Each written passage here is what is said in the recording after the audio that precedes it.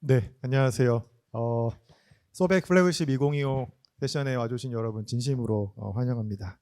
저는 소백 사무국의 일원으로 오늘 세션 모더레이터 역할을 맡은 임팩트 스퀘어 김민수라고 합니다. 반갑습니다. 네, 활기차게 또 맞아주셔서 감사드립니다. 아시다시피 사실 저희 소백이 올해 혹시 몇 살인지 아시나요? 저 7살입니다. 그러니까 2019년부터 해서 벌써 7년 정도 했는데 사실 이 시간 동안 소백의 행사에 보시면서 또 오늘도 여러 세션이나 부스들 보시면서 이 생태계의 면들을 조금씩 이제 보시고 또 이해를 하셨을 거라고 생각을 합니다. 근데 또 한편으로 생태계에 계신 분들, 일원이신 분들은 우리 생태계를 잘 모르는 분들이 질문을 할 때, 예를 들면 그래서 사회적 경제, 사회적 가치 생태계가 얼마나 커? 혹은 뭐 어떤 식으로 성장하고 있어라는 질문을 받으면 좀 답하기 어려운 부분들도 있습니다. 그렇죠? 그리고 또 처음 이 생태계에 들어오신 분들은 이 생태계가 사실 조금 복잡하거든요. 그러니까 이런 고민들, 결국 여기 계시는 이 분들은 아름아름 알고 계시지만 또 막상 모두가 잘 알지 못하는 이런 거시적인 이야기들을 짚어보고, 그리고 또 앞으로 우리 현황들 어떻게 될 것인지 전망해보는 그런 시간을 좀 가져볼까 합니다. 그래서 오늘 이 좋은 기회를 맞이해서 저희가 현장에 계신 리더분들을 모셨습니다. 그래서 한 분 한 분 간단하게 인사 나누고 본격적으로 시작해 보도록 하겠습니다. 네, 먼저 허지영 대표님부터 간단하게 소개 좀 부탁드리겠습니다. 네, 안녕하세요. 저는 두 개의 모자를 쓰고 있는데요. 루트 임팩트 대표이자 임팩트 얼라이언스 이사장으로 있는 허재형입니다. 오늘은 임팩트 얼라이언스 이사장 입장으로 이 자리에 초대돼서 왔습니다. 참고로 저희 임팩트 얼라이언스는 소셜 임팩트를 지향하는 영리 비영리 약 150여 개 조직이 회원사로 있는 일종의 협의체고요. 이 정부나 지자체에 대해서 이제 어떤 정책, 제도 제언도 하고요. 그리고 회원사들 간의 커뮤니티 빌딩을 하기 위한 여러 가지 이벤트 프로그램들을 운영을 하고 있습니다. 오늘 만나 뵙게 돼서 반갑습니다.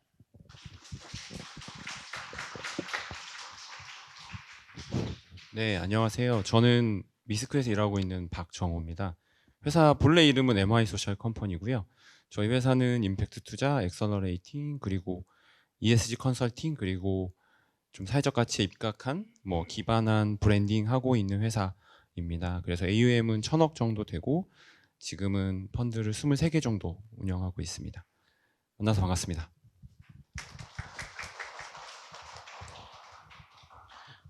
네, 안녕하세요. 저는 임정욱 중소벤처기업부 창업벤처혁신실장입니다.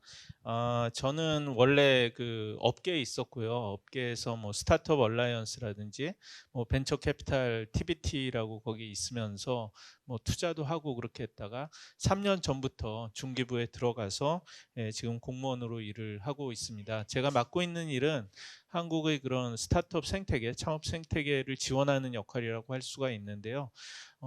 창업진흥원을 통해서 나가는 많은 여러 가지 지원 패키지들, 예비 창업 패키지, 초기 창업 패키지, 그리고 팁스 청년 창업 사관학교 이런 것들과 모태 펀드를 통해서, 그리고 기술 보증 기금을 통해서 나가는 많은 벤처 투자라든지 그리고 이런 보증이라든지 그런 쪽을 통해서 한국의 그런 스타트업 벤처 기업들이 성장을 하는 것을 돕고 있습니다.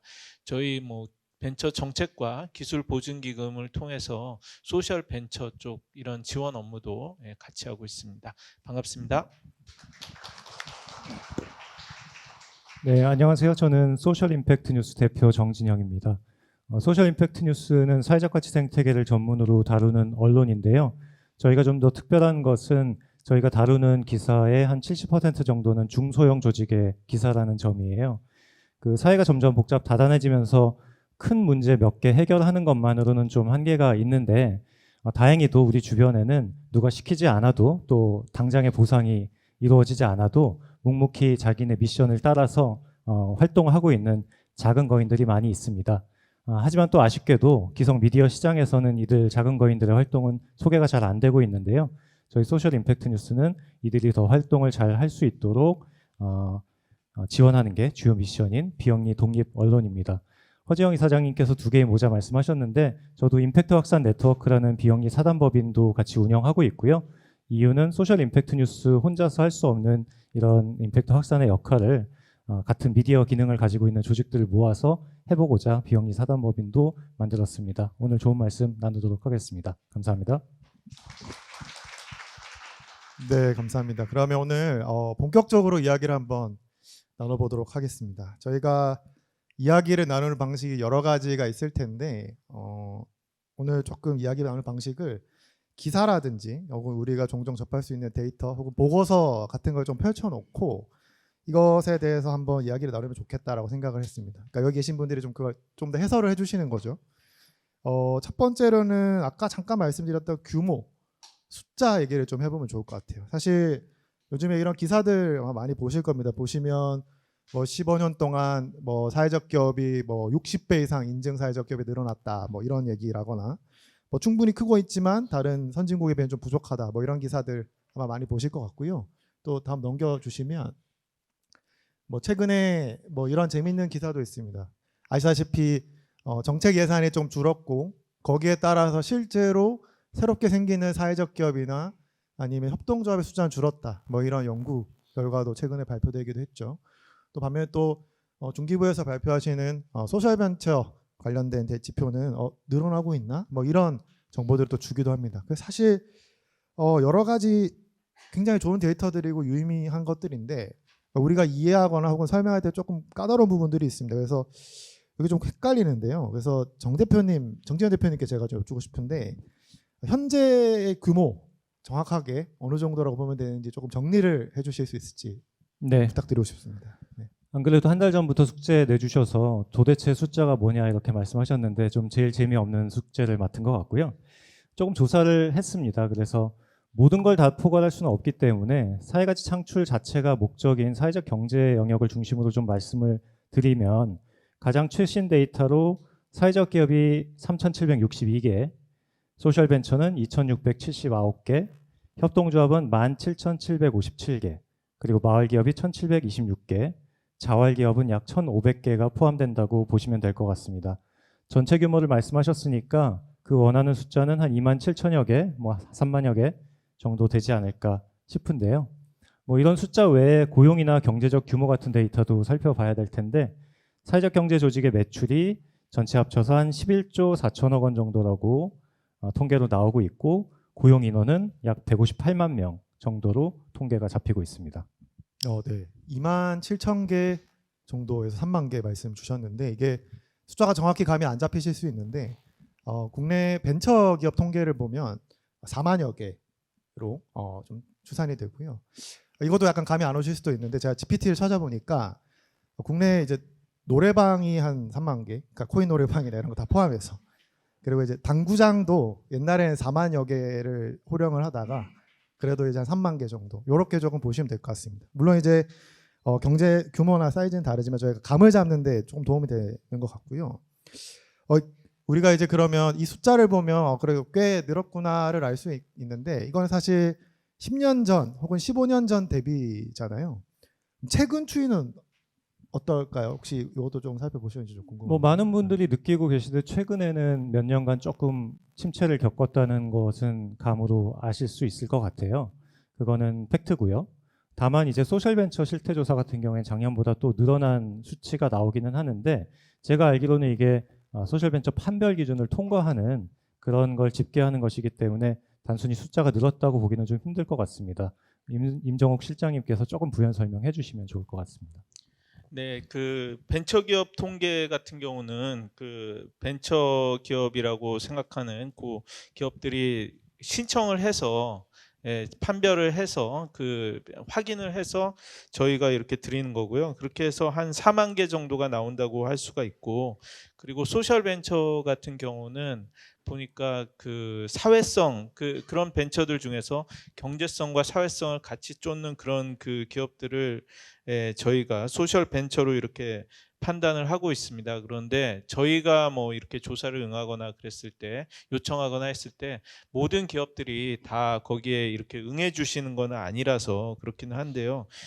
그래도 계속해서 이렇게 숫자 자체는 늘어나고 있다라고 해서 그것은 긍정적으로 생각을 하고 있습니다.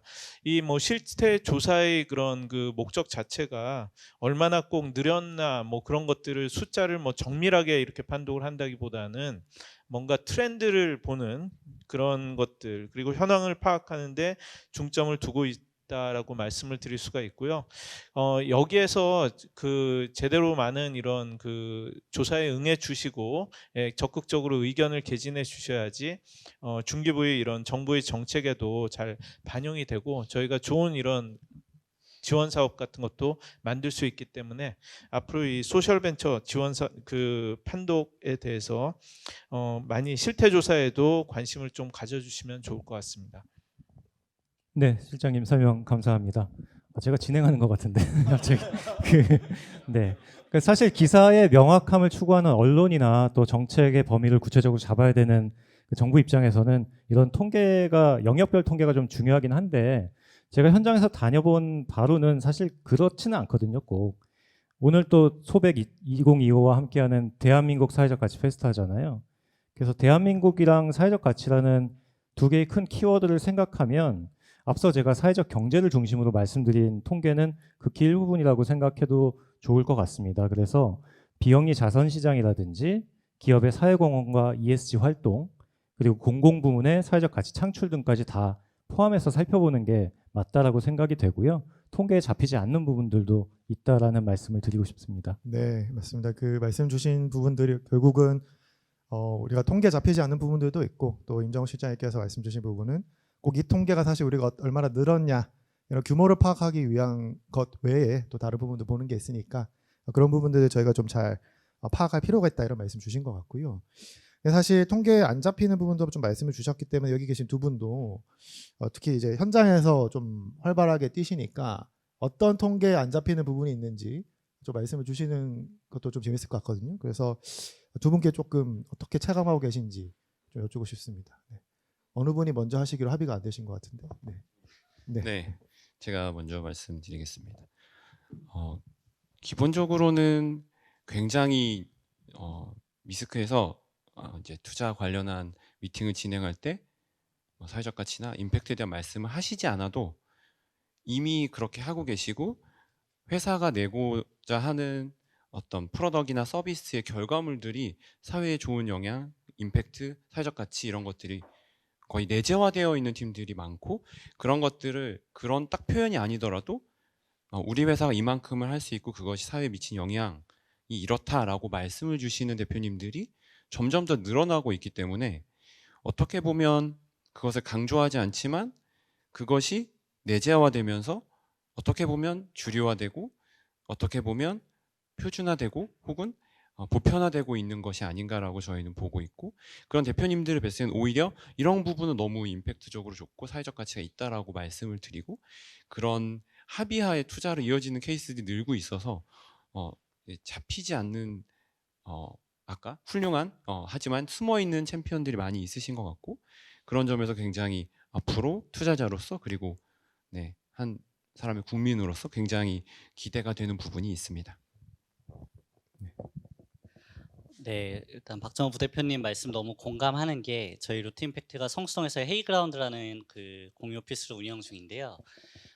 입주 신청을 하는 회사들의 그 현황, 이 추세를 이제 관찰하게 되는데 뭐 사회적 기업, 소셜 벤처 같은 공식적인 인증이나 판별을 받지 않았지만 이제 본인의 회사가 어떤 사회적 가치를 지향하는지에 대해서 이제 스스로 정체성을 갖고 있는 회사들이 많이 늘어나는 것들을 보는 것 같습니다. 예컨대 뭐 최근에 대두되고 있는 어떤 기후 위기를 해결하고자 하는 스타트업이라든지 아니면 뭐 교육, 헬스케어 같이 그 분야 자체가 조금 더 이런 최근의 사회적 문제라고 공감대가 많이 형성되어 있는 그런 분야의 창업자들이 많이 있는 것 같습니다. 그래서 사실은 그런 분들까지 이런 사회적 기업 인증이나 소셜벤처 판별을 받는다면 사실 훨씬 규모는 크게 볼 수 있지 않을까라는 생각이 되고요.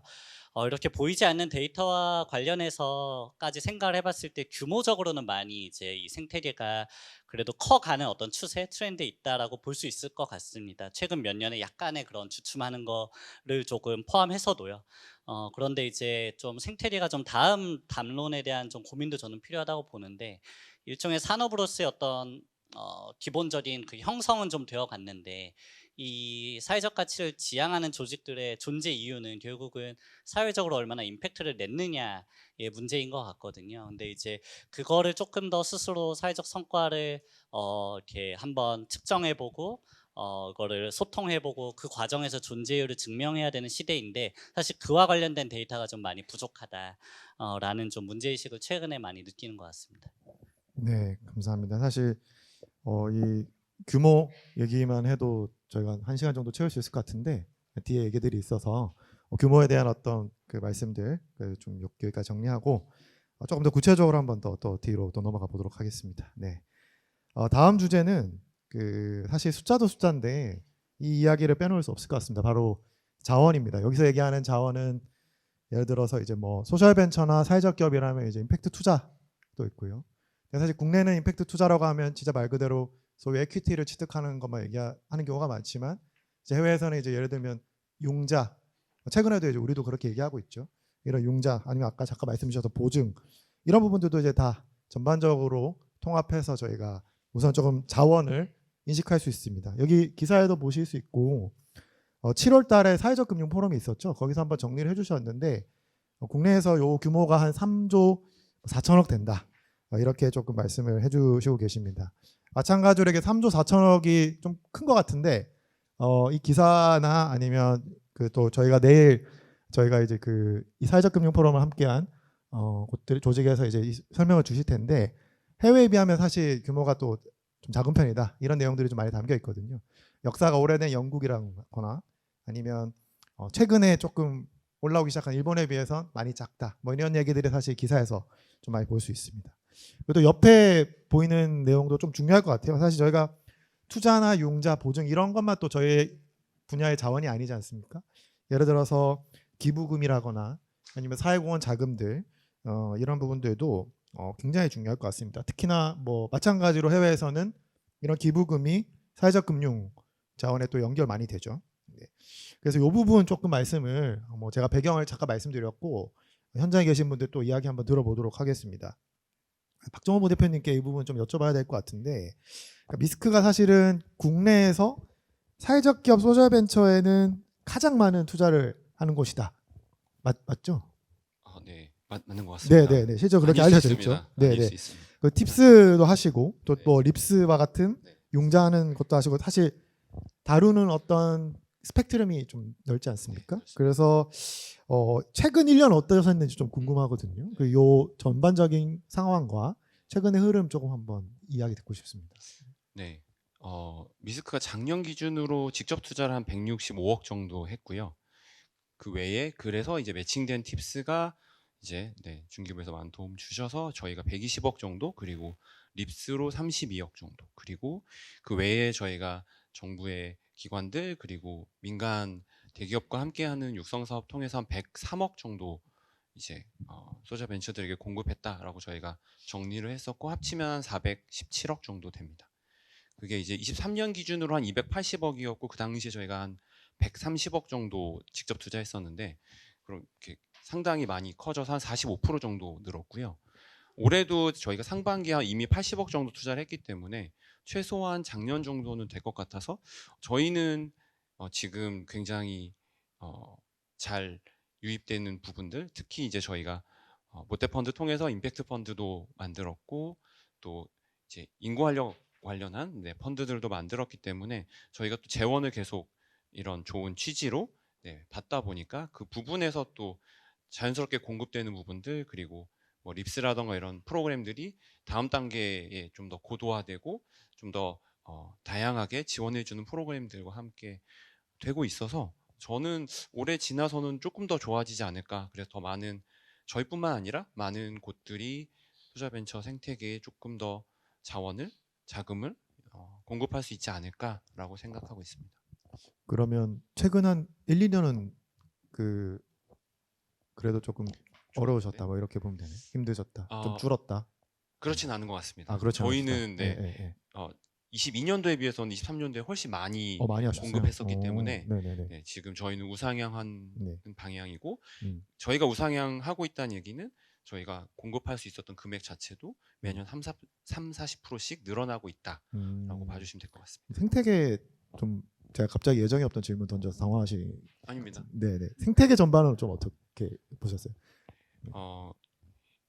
저는 막 앞서 말씀 주신 대로 지금 조금은 수영장 물이 빠지는 시기라고 생각하고 그렇기 때문에 투자자 입장에서는 지금이 가장 투자하기 좋은 적기다라고 판단해서 저희가 최대한 드라이 파우더를 남기지 않고 많은 자원을 필요한 팀한테 적시에 공급하는 것 또한 우리의 할 일이다라고 생각해서 좀 많이 투자하는 것 같긴 합니다. 아, 우리 투자자로서는 또 그렇게 할 시기였다 이렇게 보시는군요. 빈티지가 좋다. 네네, 알겠습니다.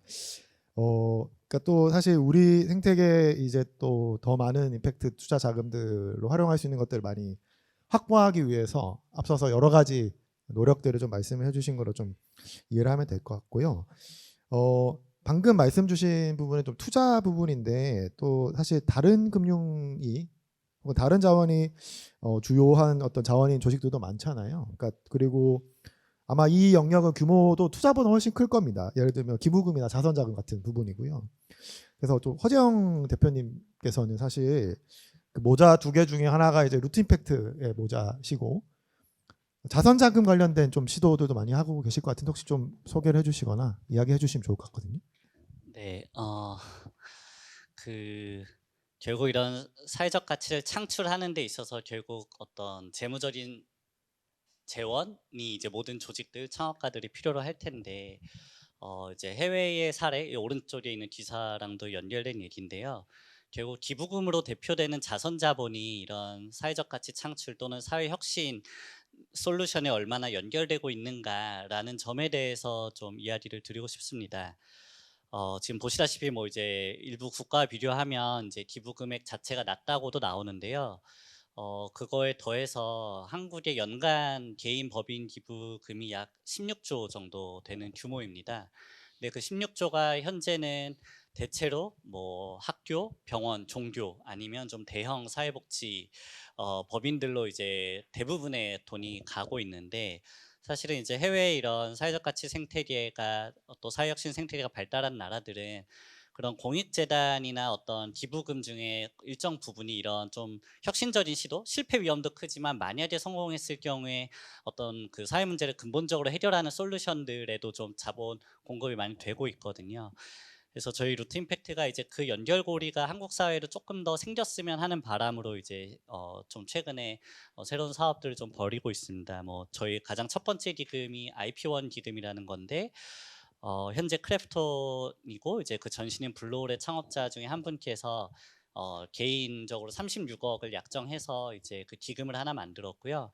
그 기금은 초기 또는 소규모 비영리 조직 중에서 조금 더 이런 기업가 정신 또 혁신적인 시도를 하고 있는 곳을 좀 발굴을 해서 연 1억씩 총 3년간 이제 그 조건 없는 이제 지원, 제약 없는 지원 총 3억을 지원을 하고요. 금전적인 지원뿐만 아니라 마치 벤처 캐피탈들이 이제 스타트업에 투자한 다음에 여러 가지 사후적으로 여러 가지 지원을 해주시는 것처럼 그런 선정된 비영리 단체들이 이제 비재무적으로도 이제 조직의 역량을 강화하고 더 큰 변화를 만들 수 있는 지원을 하고 있습니다. 이런 시도들을 이제 뭐 소위 벤처 필란트로피라고도 하는데 그런 시도들이 한국 사회에서도 조금 더 다양한 사례가 만들어졌으면 하는 바람으로 저희가 만들고 여러 가지 시행착오도 있지만 그 모든 과정과 결과물들을 여러 컨텐츠로 좀 만들고 있습니다. 그래서 다른 곳들도 유사한 시도를 하실 때 조금 더 이렇게 참고 그 할 수 있는 레퍼런스가 되면 조금 더 가벼운 마음으로 시작하실 수 있지 않을까 해서 하고 있습니다. 네, 그 말씀 주신 부분은 그러니까 소위 고액 자산가 분들이나 초고액 자산가 분들이 실제로 우리 생태계에서 사회적 가치를 창출하고 계신 조직들의 이전에는 거의 안 하셨나요? 이전에는 뭐 거의 안 하셨는데 이거를 좀 루트임팩트가 이쪽으로 자원을 좀 투입될 수 있게 도와주신다 이렇게 보면 될까요? 네, 벤처 필란트로피라는 이름의 시도들이 한국에 아예 없었던 건 아닌데 정말 예를 들면 지원받은 금액을 100% 인건비로 사용해도 관계없을 정도로 제약이 없는 어떤 신뢰 기반의 필란트로피는 사실상 거의 처음이라고 보고요. 이제 그런 부분들이 실은 저희가 이제 비영리 조직을 지원하는 기금으로 소개를 말씀드리긴 했지만 어떤 뭐 미국이나 영국의 사례들을 보면 그런 자선자본들이 이런 혁신적인 시도를 하고 있는 뭐 소셜 벤처라든지 임팩트 스타트업들에도 연결이 되거든요.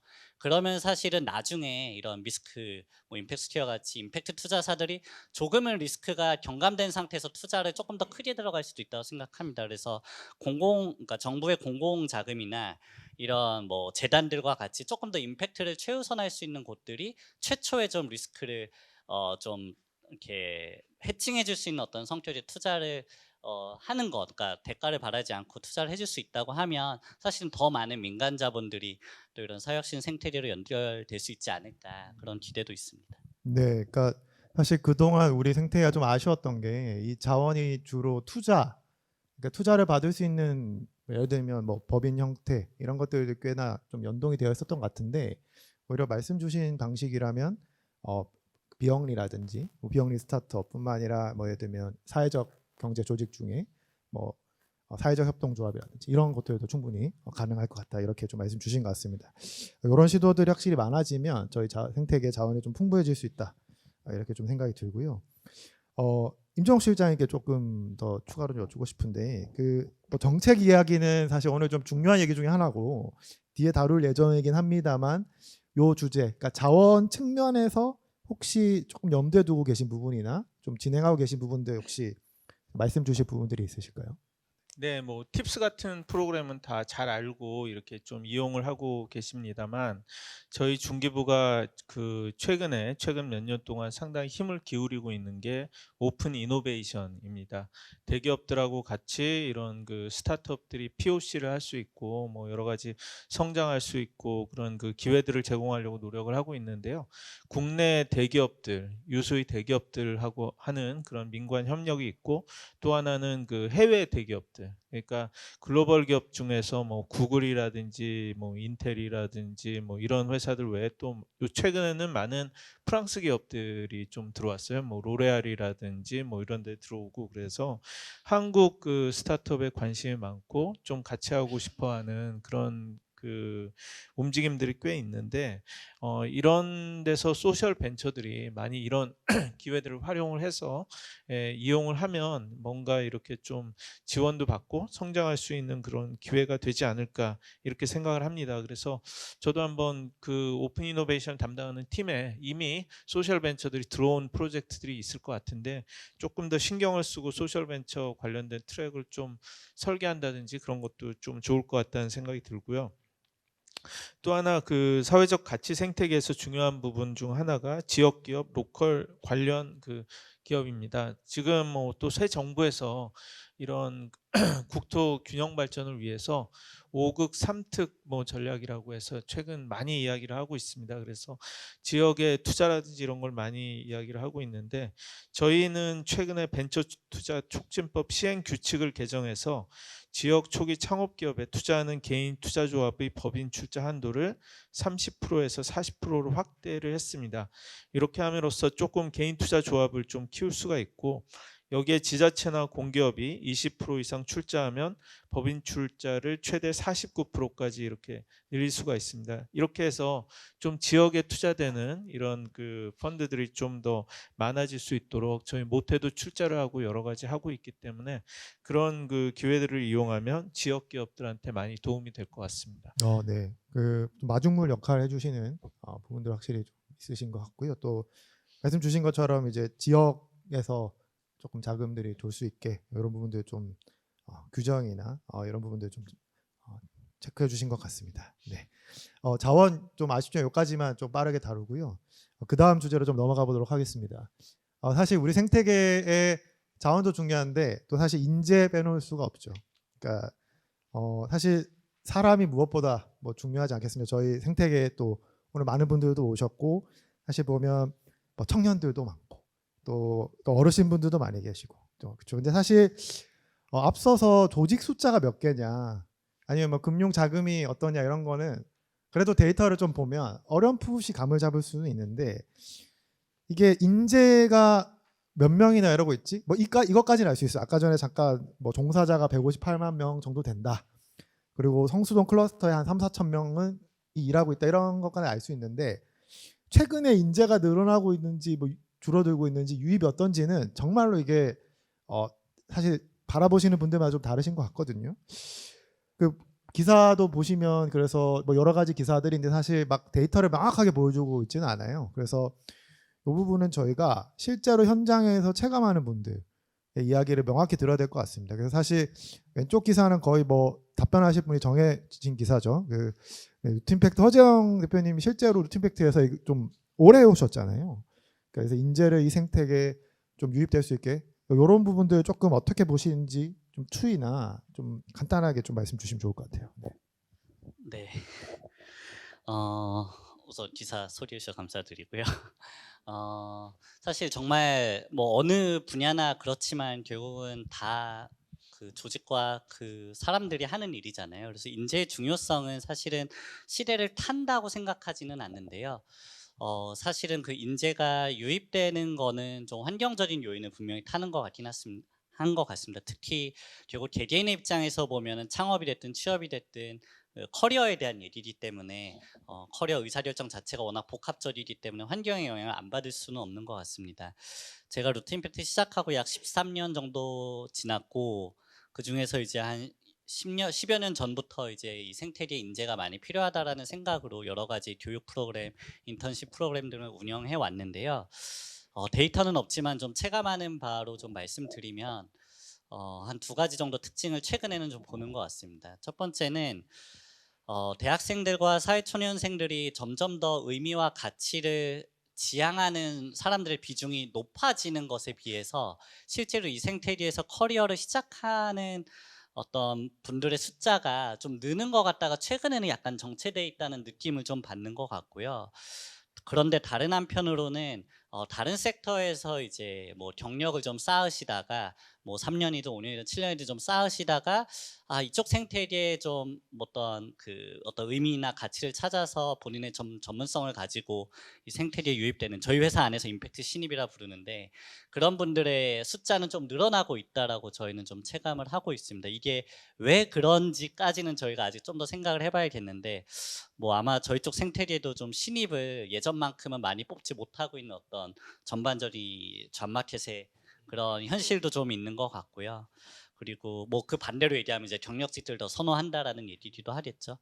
어떤 그런 이유도 좀 있는 것 같고 한 7, 8년 전 정도에는 이런 대학교, 그러니까 고등교육기관들에서 뭐 사회적 가치, 뭐 사회혁신과 관련된 교과 과정이라든지 그런 비교과 활동을 좀 체계적으로 지원하는 부분들이 있었는데 그 움직임이 조금 더 커지길 바랬는데 그 부분도 약간은 좀 일부 학교를 제외하고는 좀 정체된 느낌이 좀 있는 것 같습니다. 그래서 개인적으로는 이런 좀 환경적인 측면에서 여러 주체들 좀 모여가지고 좀 다음 스텝 성장하기 위한 좀 방안을 고민해야 되지 않나 이런 감정을 요새 느끼고 있습니다. 네, 놀라운데요. 저는 사실 늘고 있다 생각했거든요. 초년생들. 그러니까 네, 근데 좀 그런 거. 네. 그 이분은 박정호 부대표님께 여쭤야 되는 것 같은데 사실 그 미스크의 김정태 대표님께서 그렇죠. 이전에 책을 또 쓰셨잖아요. 스토리가 스펙을 이긴다. 근데 그 책을 보고 또 이 생태계에 많이 유입이 됐습니다. 그리고 실제로 그 유입된 청년들이 미스크에서 일도 많이 하고 또 생태계 많이 뻗어나가면서 약간 책임도 좀 있으시고 또 가까이서 보시는 것도 있으실 것 같아요. 어떻게 허 대표님 말씀에 좀 동의가 가시는지 어떠실지 좀 궁금하거든요. 네. 일단은 네, 저희가 한 3, 4년 전까지는 그 저희 대표님의 이제 저서를 읽고 감명을 받아서 미스크에 꼭 오고 싶다라고 하시는 분들이 면접을 한 4명 정도 보면 그중에 2명 혹은 3명 정도였었는데 최근에는 조금 적습니다. 그 이유가 뭐 허정 대표님 말씀 주신 것처럼 뭐 예를 들면 개발협력 쪽에서 일하시다 오시는 분, CSR 업무 하시다 오시는 분들이 있다 보니까 이제 그것보다 조금 더 연배가 있으시거나 아니면 아예 좀 더 어린 나이에 혹은 교과 과정 얘기하셨지만 뭐 고등학교 때부터 환경이나 이런 부분에 대해서 굉장히 다르게 생각하고 그런 삶을 살아오신 분들이 좀 자연스럽게 미스크에 노출되어서 미스크에 좀 오랫동안 오고 싶었다. 그리고 실제 뭐 삼수하고 막 이런 분들도 계시기 때문에 이제 그런 분들이 좀 자연스럽게 저희는 오고 있어서 이렇게 조금 고민하는 부분은 저는 조금은 미스크도 이제 당연히 임팩트 베이스 캠프 통해서 이제 저희가 채용한 경우도 있기 때문에 좀 더 저희도 같이 노력을 해야겠다라고 생각을 하고요. 또 한 줄기가 아까 말씀드린 조금 더 이제 다른 경험을 하고 특히 ESG나 CSR 업무를 하다가 이제 소셜벤처 쪽으로 넘어오는 케이스가 바로 저고요. 제가 이제 대한상의에서 7년 정도 CSR 업무를 하다가 이제 미스크에 와서 이제 9년 정도 됐거든요. 그래서 그런 분들이 저희 회사의 다른 국민연금에서 사회책임 투자 하시다 오신 실장님도 계시고 그러다 보니까 조금 더 자유롭게 그리고 또 미스크에서 이제 해외 사업 그리고 임팩트 평가를 하시다가 또 이제 루트 임팩트에 가셔서 이제 아까 IP1 사업 하시다가 또 글로벌 환경적으로 아주 유명한 글로벌 브랜드로 또 CSR 업무하러 이직하신 분이 계세요. 그래서 굉장히 조금은 유연해졌고 앞으로 더 많은 자원들이 유입될 가능성은 여전히 있다라고 긍정적으로 보고 앞으로 루틴팩트에서 요청하시는 부분이 있으면 열심히 도와서 인재들이 더 유입될 수 있도록 노력해 보겠습니다. 네, 알겠습니다. 네, 정 대표님 추가로 하시고 싶은 네, 말씀 있으실까요? 괜찮으시면 협의되지 않은 얘기를 하나. 네, 너무 얘기를 좋습니다. 듣다 보니까 네. 저희 소셜 임팩트 뉴스에서는 이제 매주 소셜 섹터 전문 뉴스레터 오렌지레터와 협업을 해가지고 소셜 섹터 채용 정보를 올리고 있거든요. 그걸 뭐 금요일마다 제가 정리를 하기 때문에 사실은 여기가 는다 준다 가끔 뭐 채용이 좀 줄어들면은 저 혼자 또 마음이 아프기도 하고 뭐 이렇긴 한데 통상적으로는 계속 많이 뽑고 있어요. 그래서 제가 생각해 본 거는 사실은 이제 많이 뽑는다는 게 꼭 좋은 현상이 아닐 수도 있다. 근속률이라든지 얼마나 오래 일하고 있느냐에 대한 또 반대의 지표일 수도 있거든요. 그래서 그런 부분들 여전히 이제 사회 가치에 대한 관심들이 젊은이들이 많이 생기면서 이쪽에 관심을 갖고 들어오는데 그들이 어떻게 좀 오랫동안 여기서 일을 할 수 있게 할 건가라는 게 이제 현장에 같이 고민해야 될 부분이 아닌가 그런 생각이 좀 들었습니다. 네, 필요한 말씀 해주신 것 같습니다. 네, 알겠습니다. 사실 인재에 대해서 뭐 디테일하게 얘기할 부분들이 좀 많은 것 같긴 해요. 왜냐하면 데이터가 없고 케이스 바이 케이스라고 봐야 되나요? 그러니까 사실 예를 들어서 지역에서 제조를 하는 사회적 기업 입장에서 이 이야기를 들으면 아닌데? 라는 생각이 또 드실 수도 있거든요. 이건 결국은 사실은 우리가 이 생태계에서 이 인재가 어떻게 또 유입되고 또 어떻게 흘러가는지에 대한 거를 조금 더 이야기를 많이 나누는 필요가 있지 않나 그런 생각을 좀 들고요. 그래서 그런 부분들을 앞으로도 좀 해야겠다라는 생각으로 이 파트는 좀 간단하게 마무리해 보겠습니다. 왜냐? 그 다음 파트가 굉장히 재밌기 때문입니다. 네, 정책입니다. 네, 사실 솔직하게 말씀을 드릴게요. 그러니까 이번 대선이 있었죠. 그래서 여기 계신 분들도 대선 이후에 우리 사회적 가치 생태계, 최근에 사회적 경제가 사회연대 경제 이런 이름으로 좀 가야 된다 이런 전환을 이야기를 하고 있고 또 거기에 대한 기대감이 막 올라오는 것 같습니다. 여러 가지로 이게 과연 추가적으로 우리가 되게 조금 더 좋은 정책적인 환경이 펼쳐질 것이고 그것들은 앞서서 얘기한 자원이나 인재 이런 부분들에 긍정적 영향을 미칠 거다라는 기대가 있는 상황입니다. 그렇죠? 그래서 여기 확인할 수 있는 기사들도 굉장히 많은데 사실 좀 많아요. 내용이 많고 얼마 전에 이런 부분들이 있어서 제가 이 부분은 조금 그 언론인이신 정 대표님께 전체적으로 한번 좀 정리를 부탁을 좀 미리 드렸습니다. 그래서 그 내용 한번 좀 말씀 주시면 좋을 것 같아요. 네, 확실히 분위기는 좋아졌죠. 네, 많이들 느끼실 것 같아요. 마침 지난 13일에 새 정부의 그 따끈따끈한 국정 운영 5개년 계획이 발표가 됐는데요. 거기에 이제 123대 국정과제가 발표가 같이 됐습니다. 거기에서 이제 사회적 가치 생태계와 직접적인 연관을 갖는 키워드는 사회연대 경제 성장 촉진이라는 항목이 눈에 띄었어요. 함께 행복한 대한민국을 만들자는 이제 정부의 목표를 달성하는 수단 가운데 하나로 사회연대 경제를 꼽았다는 것 자체는 이쪽 생태계의 기대가 커진다고 볼 수 있겠는데요.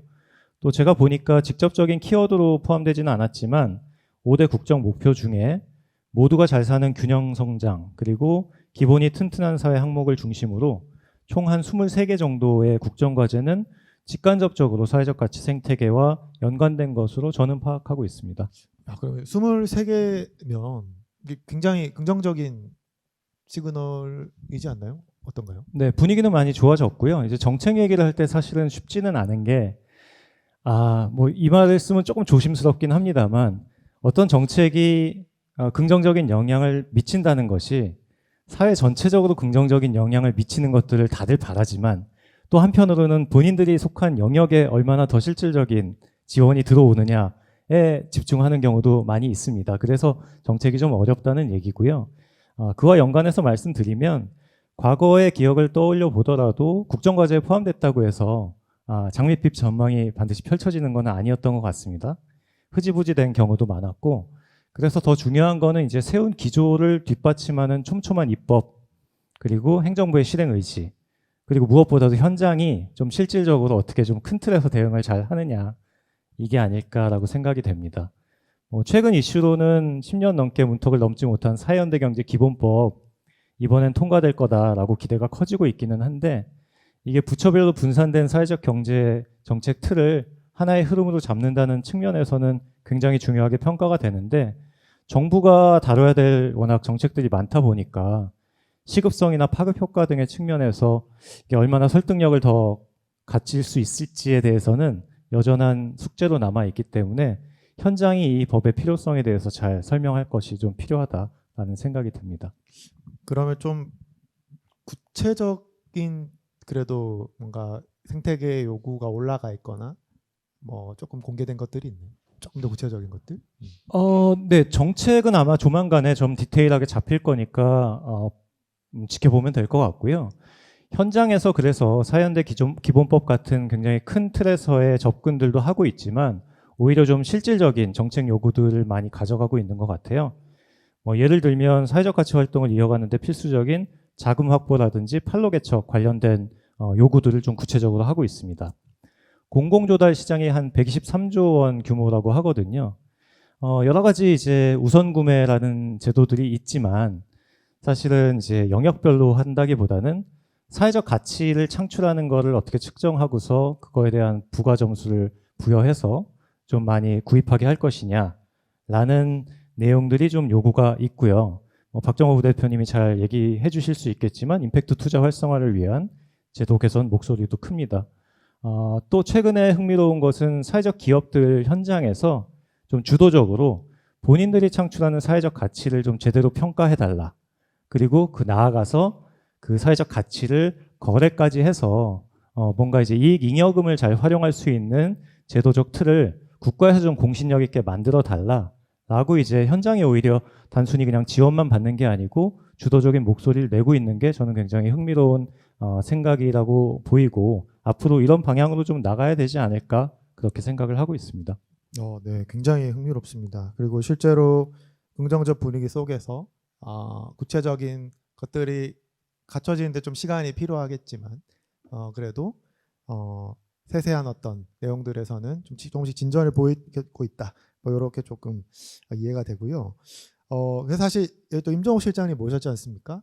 사실 좀 이 자리가 좀 부담스러우실 수도 있다고 생각을 합니다. 그래서 솔직한 얘기를 다 해주십시오라고 부탁을 드리고 싶지만 그래서 정말로 준비가 잘 되고 있나요? 내년에 저희 투자 많이 받을 수 있는 이런 얘기 하고 싶지만 그렇게 말씀 못 하실 수 있다는 거 알기 때문에 이렇게 좀 변화를 기대해도 되는 정도인지 그리고 실제로는 어떻게 보고 계신지 이렇게 조금 말씀 주실 수 있는 부분들 한번 얘기해 주시면 좋을 것 같아요. 그렇게 부담되는 건 아니고요. 그러신가요? 네. 네네.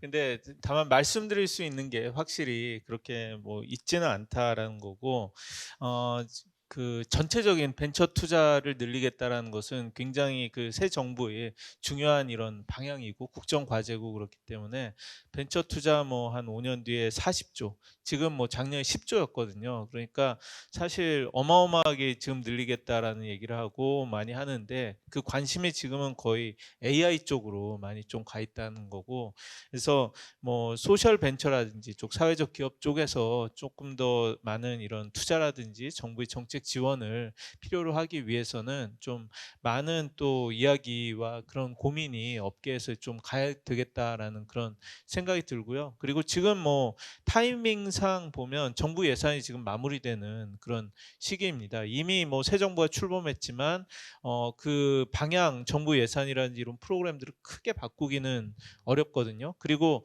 지금은 많은 우선순위가 벤처 투자라든지 굉장히 크게 AI, R&D 이런 쪽으로 굉장히 쏠려 있어서 조금 뭐 새로운 정부가 이 소셜 벤처라든지 사회적 기업에 관심이 많다는 걸 알겠지만 뭐랄까 그쪽에 대해서 깊이 얘기하고 할 만한 좀 여유가 없는 것 같아요. 예, 그래서 중요한 건 좀 이건 굉장히 시간이 걸리는 일이니까 바로 내년에 반영하지는 못해도 계속해서 이걸 그 빌드업하면서 관심을 촉구를 하고 뭔가 변화를 만들어 나갈 수 있도록 하는 게 중요하고 하나 뭐 팁이라면 사실 이 정부는 높은 분의 관심을 받는 게 제일 중요합니다.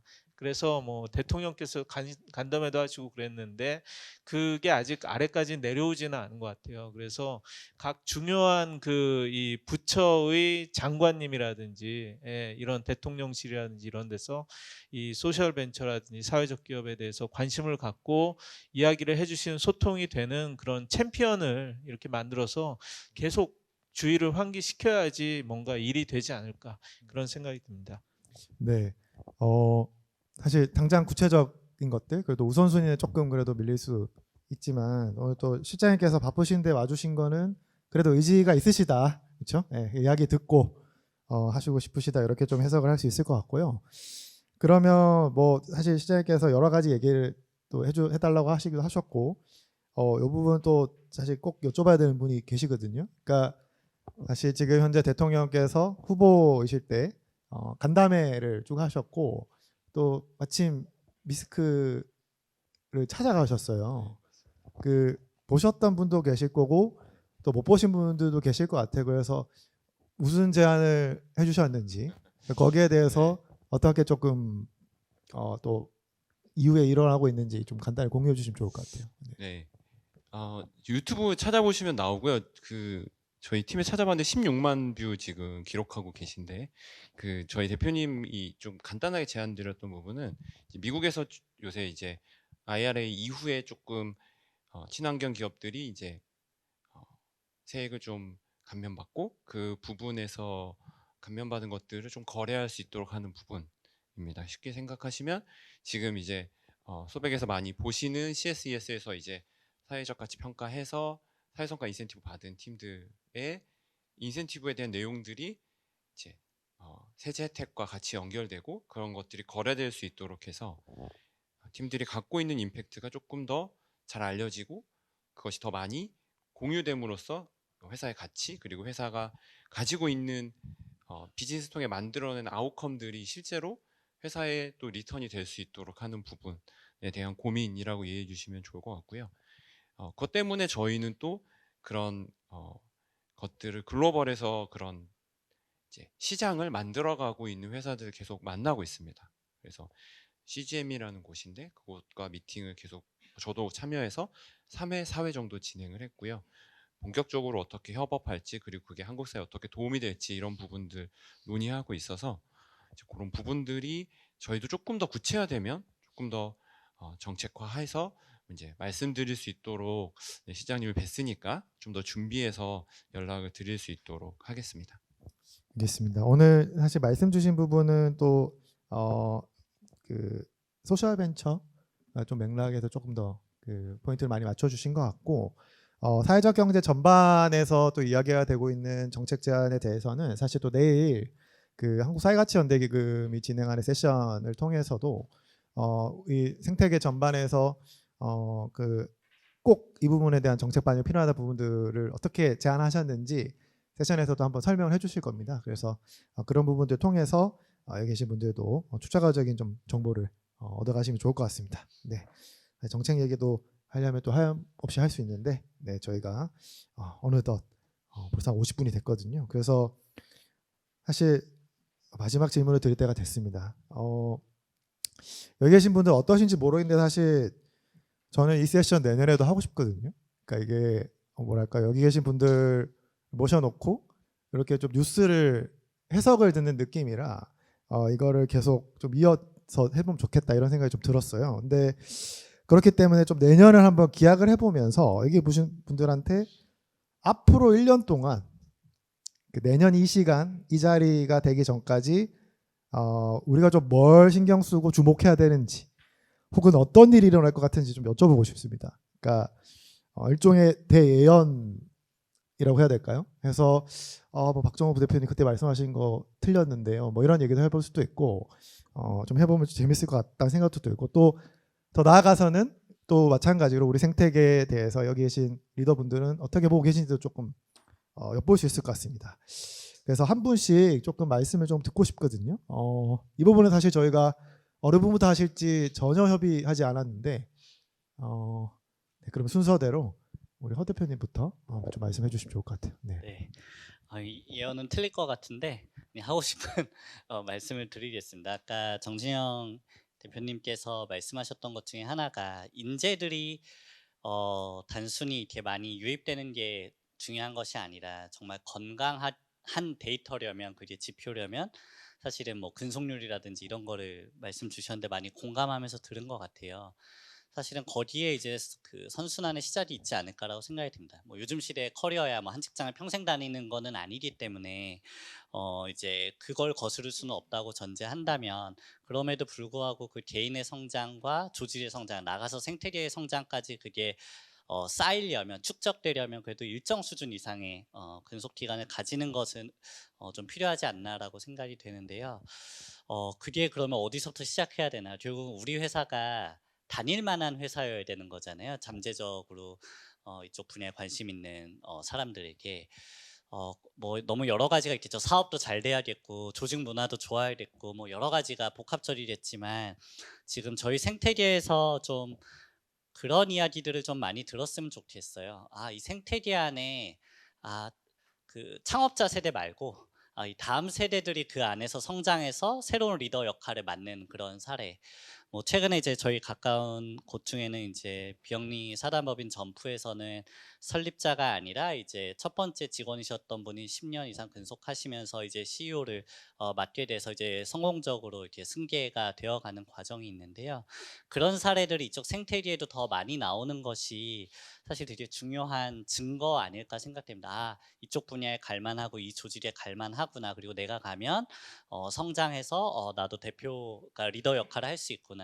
사실 중요한 어떤 단면이 되지 않을까 싶거든요. 그래서 저는 생태계가 이제 창업자들도 있고 물론 더 많은 창업가들이 나와야 되겠지만 그 한 뭐 10년 뭐 20년 된 조직들은 조금 다음 세대 리더들을 내부적으로 체계적으로 육성을 해서 조금 더 좋은 리더들이 많이 나오고 선배 창업가들은 또 다른 뭐 조직을 창업을 하시던지 또는 어떤 조력자나 어떤 투자자로서 역할을 하는 선례들이 많이 나왔으면 좋겠고 그 뉴스를 앞으로 1년 사이에 많이 좀 몇 개라도 좀 봤으면 좋겠다 그런 생각이 듭니다. 네, 그럼 루틴팩트도 그러면 이제 후배에게 물려주시고 새롭게 창업하시고 저희 팀원분이 계신데요. 예, 그런 날이 오기를 아. 머지않은 시점에 왔으면 좋겠습니다. 아직은 아니다. 알겠습니다. 여기까지 네. 하겠습니다. 네, 알겠습니다. 네, 네, 네. 박정호 대표님. 네. 어떤 얘기를 하면 좋을지 그 허정 대표님 말씀하시는 동안 계속 고민을 했는데 저는 조금 더 우리 생태계가 이해관계자들하고 더 많이 소통하고 더 많이 투명해지는 그런 한 해가 되면 좋겠다라고 생각을 합니다. 제가 지난 금요일에 자카르타에서 출장 갔다 들어왔는데 연초에 자카르타에서 혹은 인도네시아에서 굉장히 큰 투자를 많이 받은 회사가 이제 다양한 이슈로 문제가 되고 그 생태계 자체가 아주 오랫동안 사실 지금도 투자에 대해서 굉장히 다른 나라나 지역 내에서도 투자를 받지 못하고 이제 돈이 굳어 있는, 돈이 가만히 있는 그런 시기인데요. 한국도 동일한 사건이 일어날 수 있고 사실은 어느 정도 그런 조짐이 있는 상황이기 때문에 그런 것들이 어떻게 우리가 그것을 이겨내고 고도화하고 혹은 그 다음 단계로 넘어가서 스스로 더 나은 결과물들을 낼 수 있는 생태계가 될 수 있을지 같이 좀 지켜보고 같이 노력해서 좋은 결과물 혹은 내년 이맘때에 그런 것들이 조금 더 잘 해결되고 저희가 그런 것들을 이 여기 계신 분들 그리고 이 생태계에 계신 분들이 스스로 같이 혹은 같이 시작해서 스스로가 그런 것들을 변화시킬 수 있는 좀 조직들로 연대해가는 계기가 되면 좋을 것 같습니다.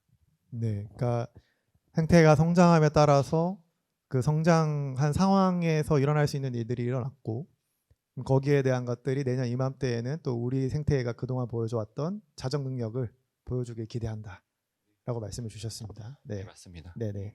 그러면 네, 내년에 그렇게 한번 또 일어날지 한번 지켜보면 재밌을 것 같습니다. 네. 네, 저도 그 소셜 벤처 생태계를 한 10년은 지켜봐 본 것 같은데요. 최근에 좀 활력이 떨어지고 정부의 관심도 이렇게 예전 같지 못해서 되게 안타깝게 사실은 생각을 하고 있었어요. 그런데 그리고 또 뭐 최근에 또 안 좋은 그런 이야기들도 있고 그래서 굉장히 뭐 이게 좀 희망이 없는 건가 뭐 이런 얘기들도 하고 그러는데 저는 좀 그렇지 않다. 조용히 잘하고 있는 그런 회사들도 있다는 그런 좀 말씀을 드리고 싶고요. 다음 주에 저희 에이펙 중기 장관 회의가 제주도에서 있습니다. 그래서 저희가 행사를 하는데 그 부대 행사로 글로벌 벤처 캐피탈 서밋을 하는데요. 제가 초대를 한 2개의 소셜 벤처가 있는데 제가 그곳을 특히 이렇게 초청한 이유는 둘 다 몰랐는데 각각 수백억씩의 그런 벤처 투자를 해외 CVC에서 이렇게 유치를 했습니다. 그래서 조용히 그렇게 하는 게 되게 쉽지가 않은데 하나는 뭐 LD 카본이라고 폐타이어를 이렇게 재순환하는 그런 기술을 갖고 있는 데인데 토요타의 CVC라는 우분 캐피탈이라는 데서 처음 한국 기업에 이렇게 수백억을 처음 투자한 그런 케이스였고요. 또 하나는 리코라고 이렇게 이 폐기물 순환하는 또 그런 회사인데 이케아가 이케아가 CVC가 있고 거기에서 한 4,500억을 또 투자를 했다라고 그래요. 그래서 뭐 우리는 잘 모르지만 또 해외에서 알아보고 그렇게 큰 금액을 투자하는 그런 사례들도 있기 때문에 뭐 내년에는 그런 기업들이 더 성장을 하고 그런 성공 사례가 더 많이 좀 나올 수 있도록 돼야겠다라는 생각이 있고요. 그리고 뭐 아까 말씀드린 대로 정부에서도 좀 더 관심을 많이 이렇게 해서 소셜 벤처를 위한 많은 그런 좋은 정책들을 낼 수 있도록 노력을 해보겠습니다. 네. 네, 시장님께서 생태계에 조금 덜 알려진 곳들 열심히 알리겠다, 정책들 많이 반영하겠다 약속해 주셨습니다. 네, 내년에 또 초대하도록 하겠습니다. 네. 네, 네. 마지막으로 대표님. 저는 뭐 스크립트를 써긴 했는데 100% 달성될 전망을 하나 하겠습니다. 예, 그게 뭔지는 좀 이따 말씀드리고요. 방금 실장님께서 말씀하신 것처럼 정말 기술적으로 훌륭하고 외부에서 투자도 많이 받고 이런 훌륭한 기업들 더 많이 나와야 합니다. 더 많이 나와야 하는데 제가 처음에 소개할 때 보이지 않는 작은 거인들 얘기를 했었잖아요. 저는 사회적 가치 생태계가 특별한 일을 하는 사람들의 집합체여서는 안 되고 평범하게 사는 시민 누구나 평상시에 고민하고 같이 지켜나가고 키워나가야 되는 공공재가 돼야 된다고 생각을 해요. 근데 사실 이렇게 하려면 저도 언론을 하고 있지만 언론이나 인터넷 포털, 소셜미디어, 유튜브 같은 미디어 플랫폼들이 사회적 가치 콘텐츠에 좀 더 관심을 가지고 더 직접 생산하고 더 멀리 퍼뜨려야 되거든요.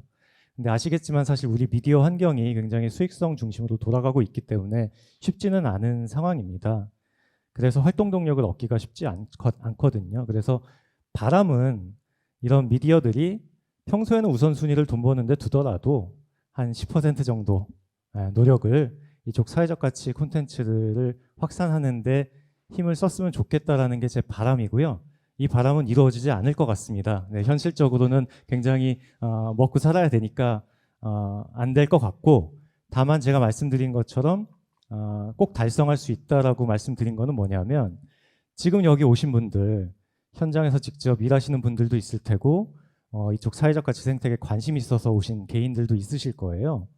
이런 분들이 오늘 내일 사회적 가치 페스타에 굉장히 작은 조직들이 의미 있는 일들을 하는 곳들이 많이 있어요. 거기 보시고 본인 소셜 미디어에 여기 괜찮다 이런 거 하나씩 올려주시고 뭐 이렇게 사실 미디어가 하는 역할이 중요하지만 개인들도 지금은 얼마든지 훌륭한 미디어가 될 수 있거든요.